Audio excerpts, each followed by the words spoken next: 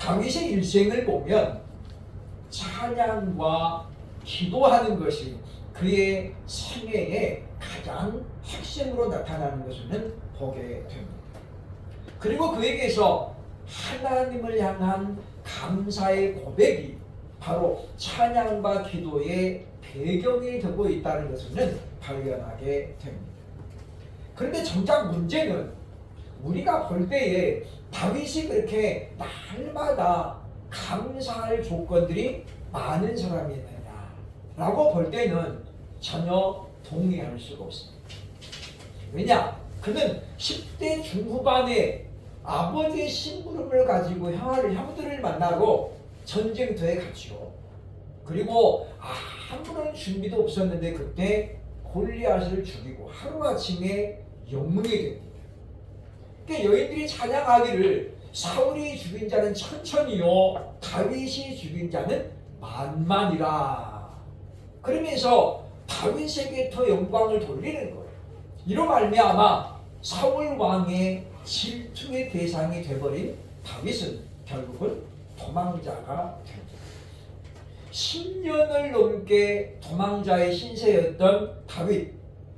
사실 도망자로 산다는 것이 얼마나 힘든 것인지 저도 안 해봐서 모릅니다만, 그러나 당해본 사람 말을 들으면 충분히 이해가 됩니다.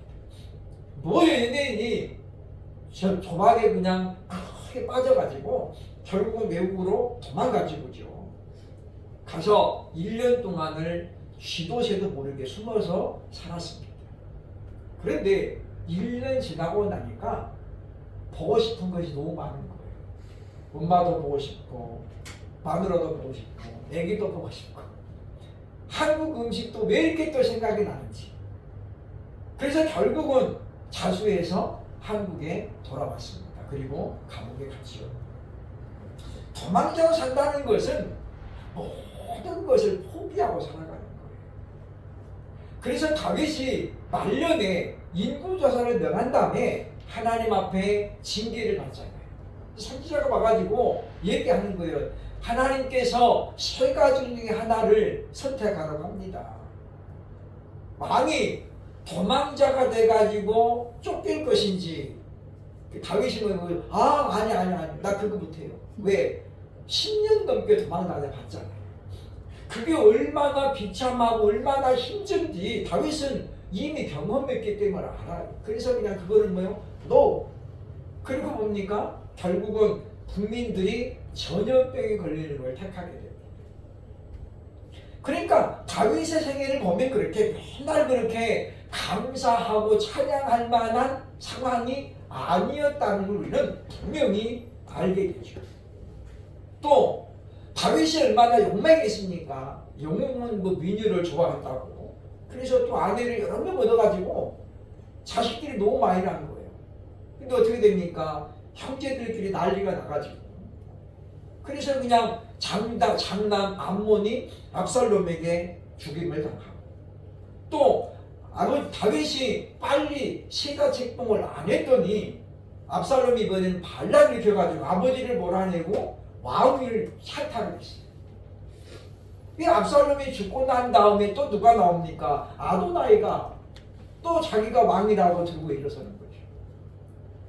그렇게 볼 때에 다윗의 생애를 보면 정말로 그가 감사할 수 있는 조건이 되었던가라고 볼 때는 결코 그렇지 않다라고 말할 수가 있다는 것입니다.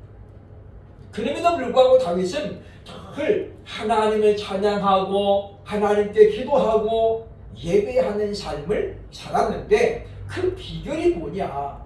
도대체 다윗은 무슨 어떤 사람이길래 그런 삶을 살았는가? 성경 우리가 쭉 살펴보면 그는 하나님을 모시고 사는 사람이었어요. 즉 내 안에 여호와 하나님으로 충만했거든. 그래서 다윗은 어떻게 하면 하나님을 기쁘시게 할까? 이런 생각으로 하루하루를 살아가면서 때로는 위기를 만날지라도 그 생각을 가지고 돌파했던 거예요. 그 비결이 뭐였냐면 감사로 하나님께 예배하는 것이었습니다. 그러니까 우리는 다윗의 생애를 바라보면서 그가 정말로 힘든 삶을 삶에도 불구하고 감사하니 하나님이 늘 그와 함께 하셨던 우리는 발견을 해야 된다고 하는 것이죠. 엄밀하게 따지면 저와 여러분은 물론 다윗처럼 그렇게 누리고 살아본 적도 없습니다만 우리가 또 다윗처럼 그렇게 10년 넘게 도망자로 살아본 경험도 아무도 없잖아요.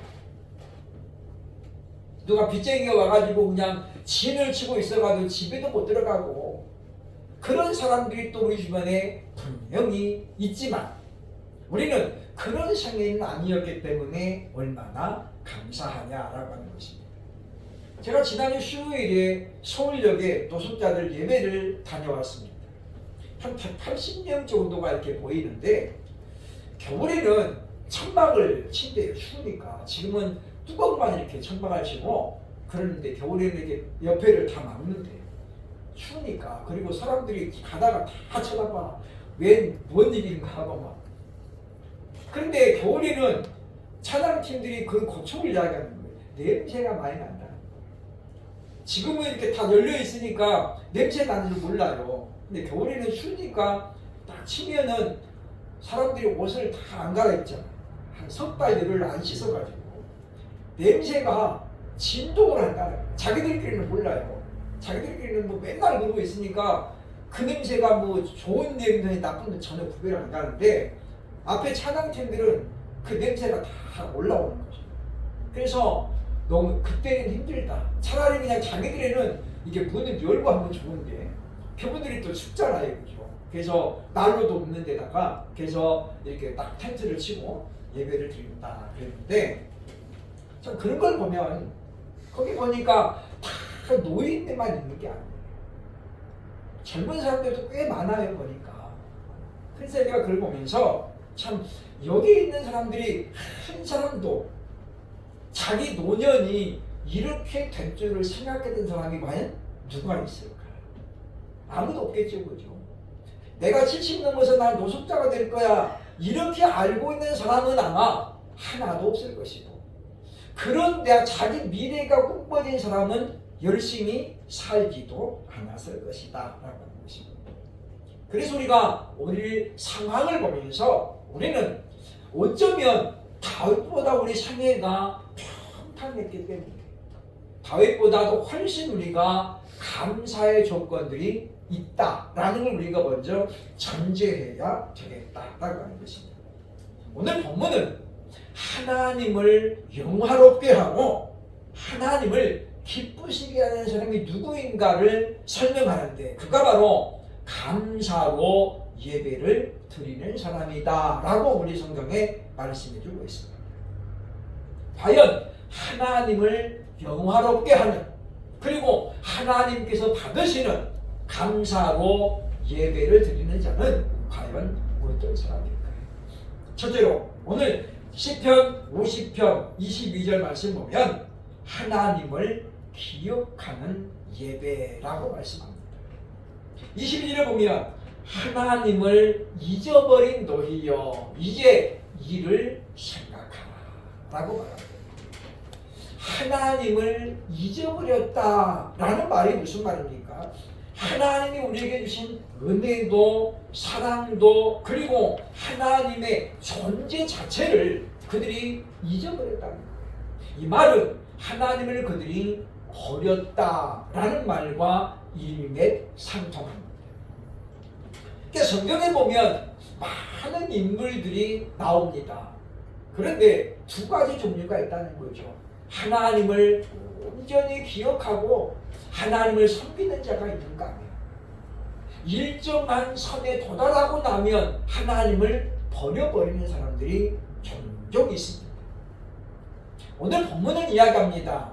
과연 감사로 드리는 예배는 무엇이냐? 하나님을 기억하면서 그 하나님을 대상으로 예배가 바로 하나님이 받으시는 예배라고 말씀하고 있다고 하는 것입니다.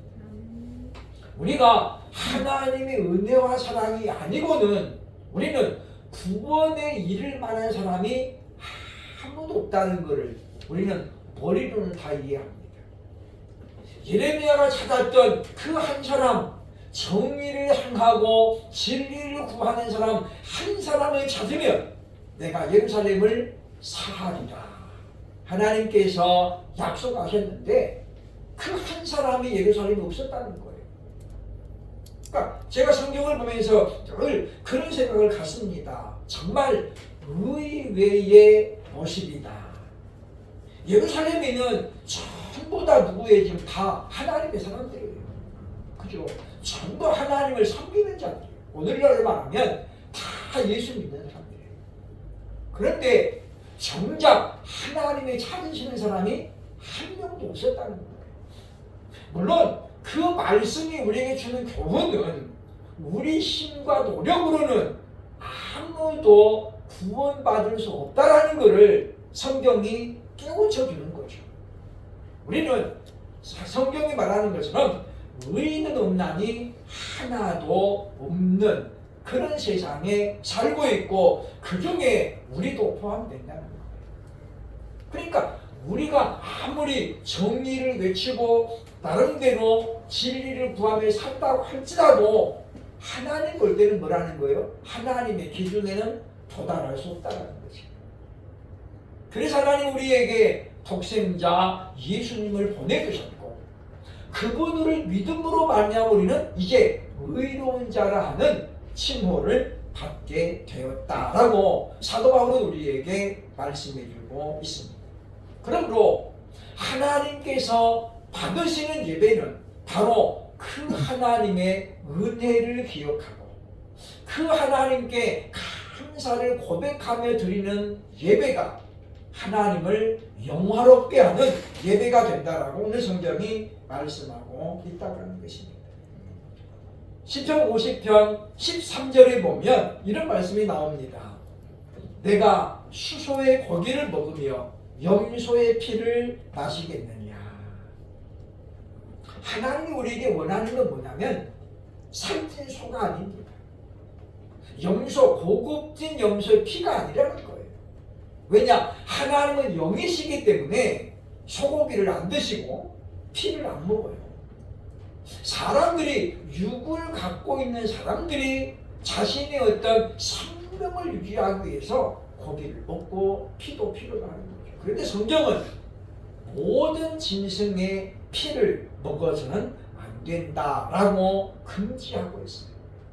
그러면 하나님은 왜 안 드시면서도 우리에게 소를 요구하고 염소를 제물로 요구했을까요? 그래서 하나님이 드시려고 하는 게 아니에요. 문자적으로는 그것을 통해서 레위인들이 살아가는 거죠. 왜냐? 구약시대에 레위 지파는 하나님이 기업을 따로 주지 않았어요. 이스라엘의 11개 지파가 레위 지파의 기업이에요. 그러니까 그들이 하나님께 예배를 드리고 제물을 드리고 10의 1을 드리면 레위는 그걸 가지고 레위 지파가 살아가는 거예요. 드러나는 것은 바로 그것입니다. 그러나 진실로 하나님이 원하는 건 뭐냐면 말씀에 대한 순종이죠. 너희가 내 말을 얼마나 순종하는지 안 하는지를 하나님이 알아보시려고 때로는 송아지를 제물로 요구하고 때로는 양을 요구하고 때로는 염소를 제물로 요구했다라고 하는 것입니다. 그러므로 우리는 형식적인 예배는 하나님이 절대 기뻐 받으시지 않습니다. 오죽하면 말라기 선지자 그랬지 않습니까? 차라리 성전의 문을 닫을 자가 있으면 좋겠다. 너희가 드리는 그 예배 하나님과는 상관이 없다는 거예요. 왜 그렇습니까? 그들의 마음에는 하나님 중심의 예배가 안 되고 있었다는 거예요. 그냥 의례적으로 오늘 안식일이니까 예배해야지. 안 하면 하나님이 이놈하니까 해야지. 그래서 팔아먹을 수 없는 짐승들, 눈 하나 없고 다리 하나 부러진 것, 이런 것들을 하나님께 드렸다 그 말이에요. 그러니 하나님께서 그 예배를 어찌 기쁨으로 받으실 수 있겠습니까? 그래서 선지자 미가도 우리에게 똑같이 말하잖아요. 하나님이 원하시는 것은 천천의 순양이 아니고 피가 아니었다라고 우리에게 말씀하고 있습니다.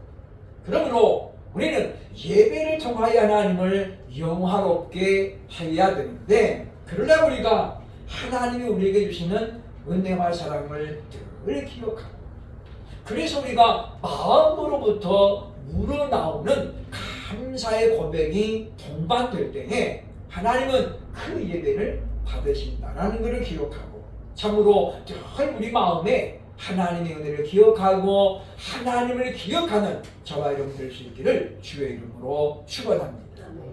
둘째로 감사로 드리는 예배는 어떤 예배냐면, 오늘 본문 50장 14절에 보면 소원을 갚는 예배라고 말씀합니다. 본문 50편 14절에 보면 감사로 하나님께 제사를 드리며 지존하신 이에게 네 소원을 갚으며 라고 말하죠. 그러니까 하나님께 드리는 감사의 예배의 조건이 뭐냐? 바로 소원을 갚는 거예요. 소원을 갚는 거. 어떤 부흥사분이 부흥사하면서 그런 얘기를 했대요. 그죠? 여러분이 그동안 하나님 앞에 드리지 않는 것이 있거든. 오늘 생각나는 대로 순종해라. 그러면서 보니 천열매를 강조했대요. 예수 믿기 전에 지나간 거는 짐 빼고라도 예수를 믿고 나서 천열매를 드린다는 사람들은 하나님께 드려라. 그래서 사람들이 그 시간에 많이 감동이 됐대요. 우리 생각에는 하나님 그 10년도 더 지난 거고 하나님 공소시효도 없어요? 우리도 공소시효가 있잖아요. 그죠? 아니 그 오래된 거 이제 하나님 받아가고 뭐 하려고 그래요? 우리 그렇게 얼마든지 반문할 수 있는데, 그 음성을 하나님의 음성으로 듣던 사람들은 그 캐캔 놓고 이야기잖아요. 그죠? 그때 안 드렸던 그 천열매를 하나님께 드리기 시작해요. 물론 우리가 그거를 일률적으로 하자는 것은 아닙니다만은, 바로 이와 같이 우리는 살면서 혹여라도 하나님 앞에 약속한 것이 있거든. 우리는 그것을 갚는 예배가 돼야 되겠다라고 하는 것입니다. 창세기 35장 1절에 보면 이런 말씀이 나옵니다. 하나님이 야곱에게 이르시되 일어나 베델로 올라가서 거기 거주하며 네가 네 형 에서의 낯을 피하여 도망하던 때에 네게 나타나던 하나님께 제단을 쌓으라 하십니다. 그 하나님이 지금 야곱이 완전히 지금 코가 석자예요. 그죠? 왜냐? 아들 둘이 가가지고 그냥 그 세겜성을 완전히 진멸을 시켰잖아요. 그들이 얼마나 지금 분개했겠습니까? 그래서 지금 여차하면 지금 야곱을 지금 완전히 뭐요? 초토화시킨다고 해요. 그래서 그 야곱이 지금 4년 초에 빠졌을 때 하나님이 야곱에게 하는 말씀이에요. 너는 베델로 올라가서 네 하나님께 예배를 드려라. 그래서 야곱은 하나님이 자기가 하나님 뭘 약속했는가를 떠올리게 됩니다. 그게 창세기 28장 21절로 22절에 나오는 말씀입니다. 하나님이 야곱이 하나님께 뭘 약속했느냐? 3가지를 약속했어요. 내가 평안히 아버지 집으로 돌아오게 하시면 여호와께서 나의 하나님이 되실 것이요. 첫 번째는 뭐요? 하나님만 섬기겠습니다라는 거예요. 두 번째는 뭡니까? 내가 기둥으로 세운 이 돌이 하나님의 집이 될 것이요. 이게 무슨 이야기예요? 하나님의 전을 내가 짓겠습니다. 건물을 짓는다는 의미도 있지만은 내 가정을 온전히 하나님의 전으로 드리겠다는 거예요. 그런데 그거 했어요, 안 했어요? 지금 안 한 거예요. 세 번째 약속이 뭐냐면 하나님이 주신 모든 것 중에서 10분의 1을 내가 반드시 하나님께 드리겠습니다. 11조 약속이 있어요. 그런데 20년 동안 야곱의 생애를 완전히 탈바꿈 사건이 일어났어요. 그게 누구였어요? 라헬이었어요. 라헬을 만난 순간에 야곱은 완전히 하나님의 자리를 누구로 채웁니까? 라헬과 채웁니다. 그리고 20년 동안 하나님은 완전히 잊혀진 사람이 되고 말이죠. 잊혀져 버렸어요. 누구만 있으면 돼요? 라헬만 있으면 돼요. 그런 그가 이제 돌아오죠. 아버지에게 돌아갑니다. 결국 돌아가야 되는데 하나님이 그때 뭘 약속해요? 야, 너 그때 20년 전에 나한테 약속했던 거 너 그거 이제 지켜. 그래서 하나님 베델로 올라가라고 말씀합니다.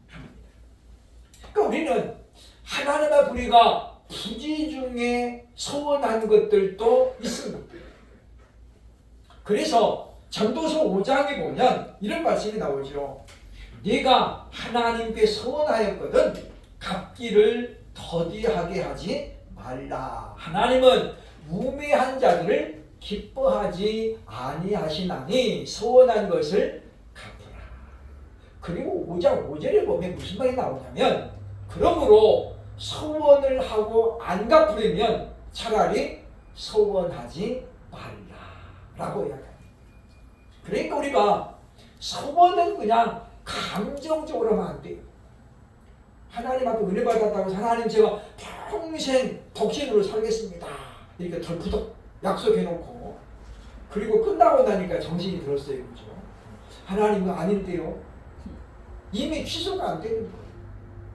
저는 그런 자매를 하나 알고 있습니다. 아버지가 병에 걸렸는데 병원에 가서도 병명이 안 나오는 거예요. 그런데 아버지가 지금 죽어가는 거예요. 그러니까 20대 초반인데 아가씨가. 그래서 하나님 앞에 때를 쓰며 기도하면서 우리 아버지만 하나님 고쳐주시면 제가 평생 예수님을 남편으로 삼고 그리고 독신으로 살겠습니다. 소원했는데 하나님이 그 기도를 딱 들으신 거예요. 아버지가 그냥 멀쩡해졌어요. 그죠? 마치 누가 들으면 거짓말인 것처럼 아버지가 딸의 기도를 그렇게 원하셨던 것처럼 그렇게 그냥 깨끗해졌어요. 30살 되니까 여기저기서 청문회 들어와요.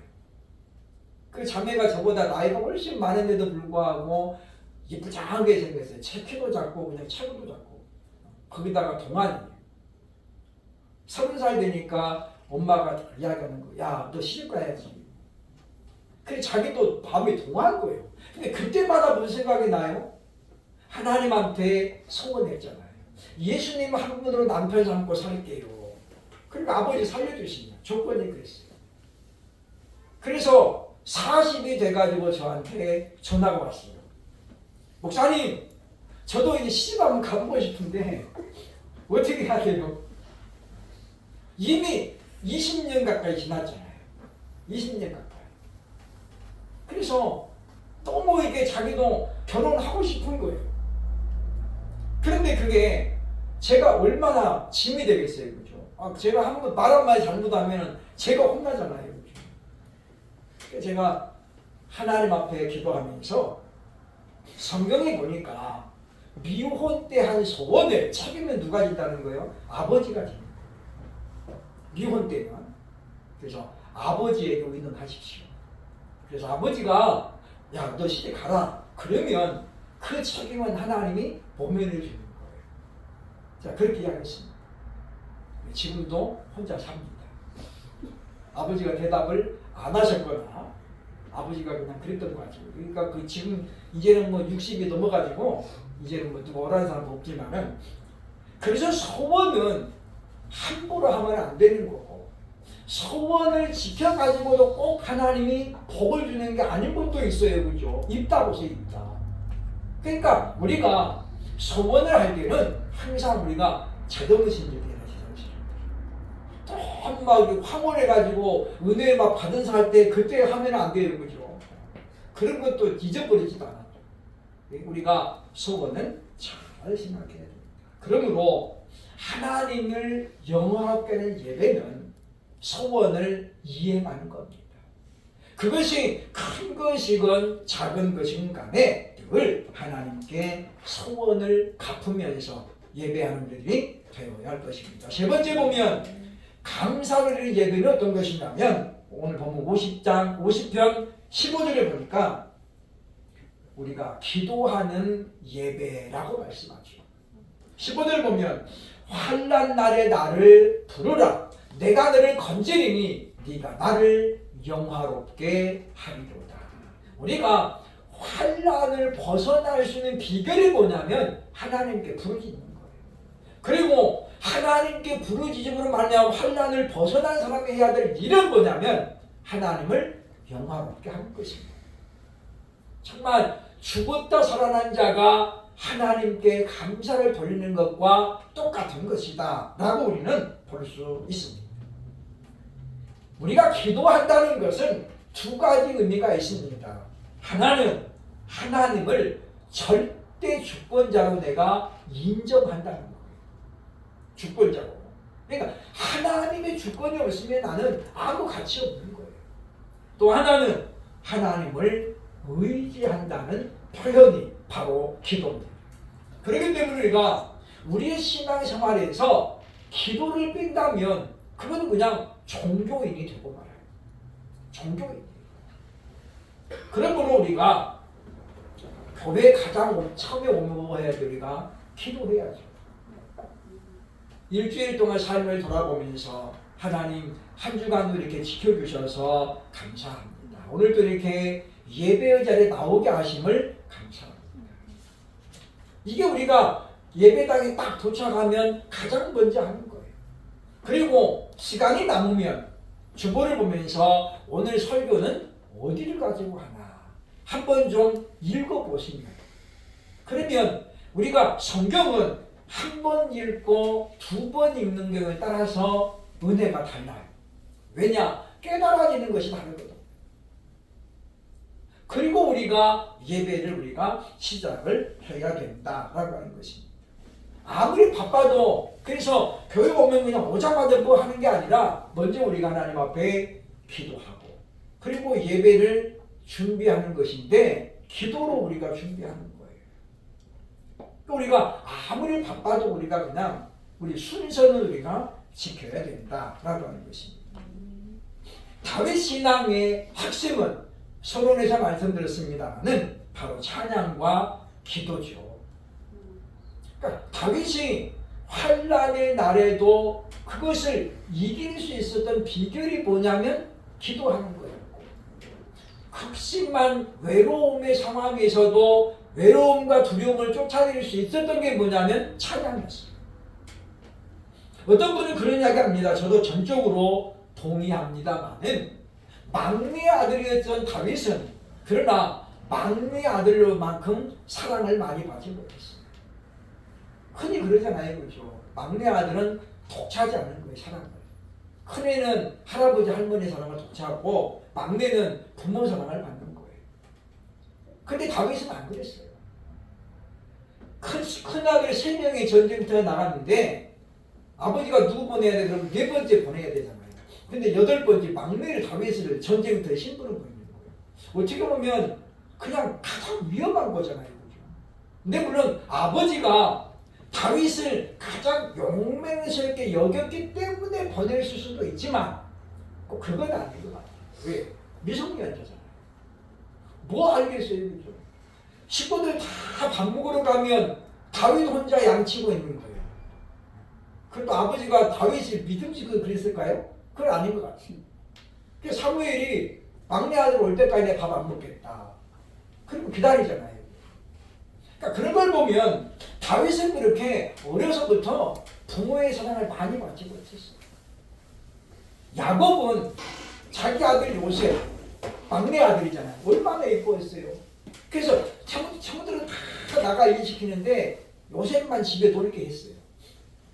물론 그게 꼭 좋은 건 아니지만 요셉은 그만큼 아버지의 사랑을 독차지했다 그 말이죠.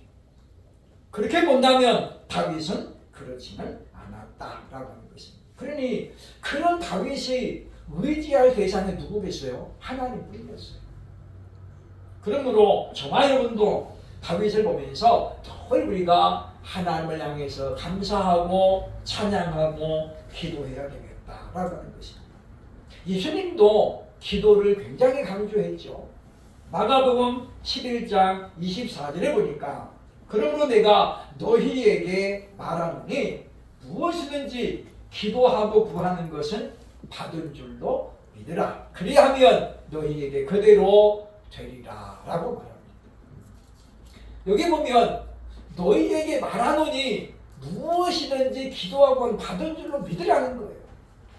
돌아서 가지고 의심하는 것이 아니라 그래서 믿음으로 구하라고. 왜냐하면 마태복음 7장 7절에 예수님 말씀하죠. 구하라. 그러면 너희에게 주실 것이라고 이미 예수님이 선포하고 계십니다. 구하면 하늘에 계신 우리 아버지가 반드시 들어주신다는 거죠. 그러므로 우리들도 이와 같이 온전히 기도를 통해서 우리가 드리는 예배가 하나님이 기뻐하시는 예배, 하나님을 영화롭게 할 수 있는 그런 예배를 드리는 우리들이 되어야 할 것입니다. 참 보면 우리가 몸에 좋은 보약도 하루 먹었다고 효과가 나타나는 게 아니에요. 두 번 먹으면 효과 나타나나요? 안 그러죠. 적어도 한 제 몇 달을 먹어야 그때 몸에 반응이 오는 거예요. 근데 만약에 3일 못 먹고 이거 효과 없네 버리면 어떻게 그는 그 미련한 사람. 어떤 사람들은 하나님 앞에 기도했는데 아무 소용 없더라. 그래서 며칠 해봤냐 3일 금식했는데 안 오르더라. 3일 만에 효과가 나타나지 않죠. 그죠? 3일에서 안 되면 30일 하고 다른 사람 어떤 사람은 40일 금식도 하는데 또 우리가 그냥 섣불도 단계에 빼라고 성질만 급해가지고 우리가 그냥 3일 딱 정해놓고 하나님 제가 3일 금식할 텐데 꼭 들어주십시오. 우리가 그냥 다 아우나이를 쳐놓고 하나님을 압박하는 거예요. 그러니까 하나님 기뻐하시겠어요? 안 기뻐하시죠. 만약에 자식이 엄마한테 얘기하면 엄마 나 1억이 필요한데 내일 모레까지 해줘. 안 해주면 나 큰일 나. 그러면 엄마가 옳다거나 해주겠어요? 안 해주죠. 1억이 적은 돈이에요. 그리고 우리는 자꾸만 하나님을 그렇게 생각한다고. 우리가 그냥 내가 급하니까 하나님이 급한 줄로 생각하는데 하나님은 전혀 안 급해요. 누구만 급해요? 내가 급한 거죠. 왜? 그는 쓸데없이 부지런한 거예요. 그걸 우리가 꼭 기억하면서 우리는 지금 당장 기도의 응답이 없는 것 같아도 그냥 하나님 앞에 기도가 어떻게 해요? 상달되는 거예요. 그리고 하나님 우리에게 뭘 보십니까? 기도의 분량이 채워지기를 기다리는 거예요. 그래서 발목까지 차고 무릎까지 차고 허리까지 차고 그 다음에 어떻게 해요? 잠길 정도 돼야 우리는 성령으로 충만하고 그래서 우리가 하나님 앞에 응답을 받을 수 있는 것입니다. 그러므로 우리가 늘 기도하는 예배자가 되고 기도하는 거룩한 습관을 가져서 참으로 하나님을 예배를 통해서 영화롭게 하는 우리 모두가 될 수 있기를 주의 이름으로 축원합니다.